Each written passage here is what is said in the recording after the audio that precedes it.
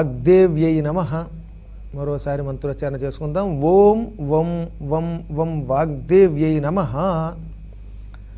కంఠరోగ నివారణ కారకమైన ఒక అద్భుతమైన మంత్రం ఇది. పూర్వం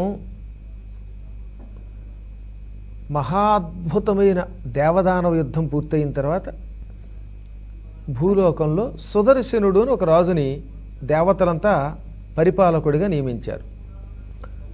సుదర్శన మహారాజు గారు రాజ్యానికి వచ్చిన కొత్తల్లో ఆయనకు విచిత్రమైన రోగం వచ్చింది. ఇక్ష్వాకు వంశస్థుడి పైగా ఆయన సామాన్యుడు కాడు. అన్నం తిందామంటే ఈ కంఠం దగ్గర ఏవో నొప్పులు వచ్చి గుటక పడేది కాదనమాట. ఏదన్నా తిందామంటే లోపలికి దిగేది కాదు. అబ్బా, ఈ కంఠరోగంతో గిజగిజలాడిపోయాడు ఆయన.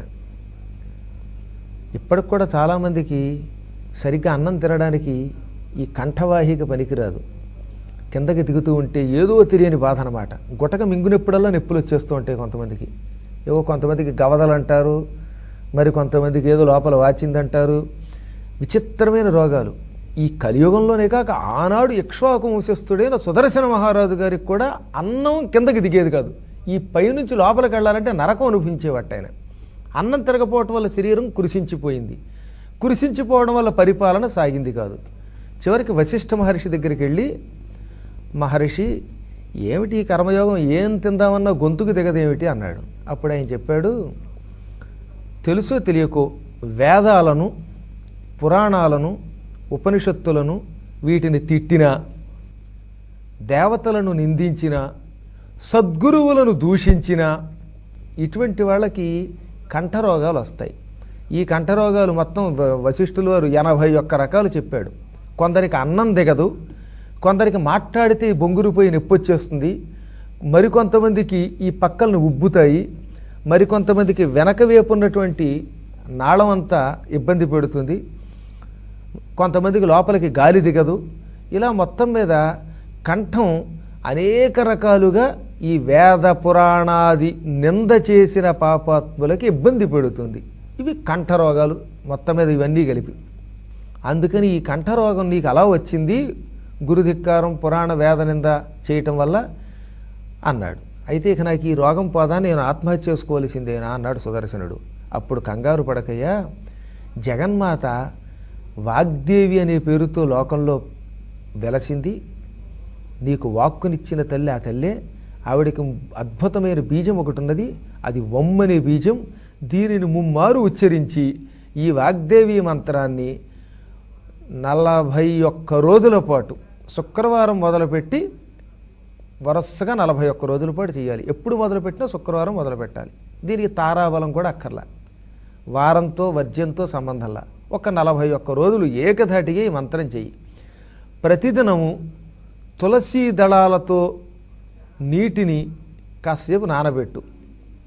అంటే కొంచెం ఇంకా తేలిగ్గా చెప్పాలంటే ఒక 4-5 చెంచాల నీరు ఒక పంచపాత్రలో పోసుకొని అందులో బాగా తులసీ దళాలు వేసి, ఈ తులసీ దళాలు కాసేపు నాకు నానిపోతాయి అందులో. ఆ తర్వాత ఆ తులసి రసం అందులో పిండు, దాని మీద చెయ్యి పెట్టు. ఓం వం వం వం వాగ్దేవ్యై నమః. ఈ మంత్రాన్ని 41 రోజుల పాటు రోజు 1000 సార్లు జపం చెయ్యి. లోపలే పైకి చేయక్కర్లే. ఎందుకంటే అసలు గొంతు నొప్పి పెడుతుంటే పైకి ఏం చేస్తాడు, లోపల కొనుక్కుంటూ చెయ్యి. జపం అయిపోగానే ఈ చెయ్యి తీసేసి ఈ రసం తాగి. ఒక్కొక్కప్పుడు కాసేపు చెయ్యి పెట్టాక ఈ చెయ్యి లాగుతుంది కొంతమందికి పాపం. 1000 జపం అయ్యేదాకా చెయ్యి దాని మీద పెట్టాలంటే ఇబ్బంది. 11 సార్లు జపం అయ్యేదాకా చెయ్యి పెడితే చాలు అలాంటి వారికి. ఈ మంత్రం 11 సార్లు చేసేదాకా ఆ పంచపాత్రమే చెయ్యి పెట్టి ఆ తర్వాత తీసేసి ఈ తులసి నీళ్లు కలిపిన రసం తాగేస్తే 41 రోజులలో ఈ కంఠ సంబంధమైన వ్రణం, పుండు తొలగి గుటక శుభ్రంగా వెడుతుంది. నువ్వు సంపూర్ణంగా గొంతుని వాడగలుగుతావు, ఆరోగ్యవంతుడు అవుతావు అని చెప్పాడు.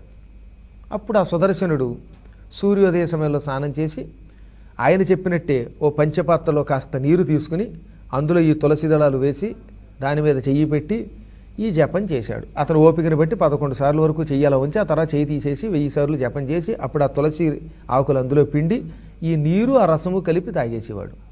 సరిగ్గా 41వ రోజు పూర్తి అవడంతో పూర్తిగా కంఠం స్వాధీనంలోకి వచ్చింది. ఏం తిన్నా లోపలికి వెళ్ళేది, మాట హాయిగా స్వచ్ఛంగా వచ్చేది, ఆరోగ్యవంతుడయ్యాడు.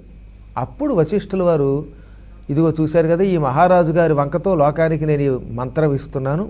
ఈ కంఠంలో ఏ విధమైన ఇబ్బందులు వచ్చినా, తరచుగా గొంతు బొంగురు పోతున్నా, దగ్గొస్తున్నా, గుటక దిగకపోయినా, ఇంకేమైనా వాచినా, ఏ ఏ రోగాలు కంఠాలకున్నా ఈ మంత్రాన్ని 41 రోజుల పాటు అనుష్ఠానం చెయ్యండి చెప్పినట్లుగా. ఆ తర్వాత ఆ తులసి రసం తాగండి, మీకు సంపూర్ణంగా కంఠరోగాలు తొలగుతాయి అన్నాడనమాట.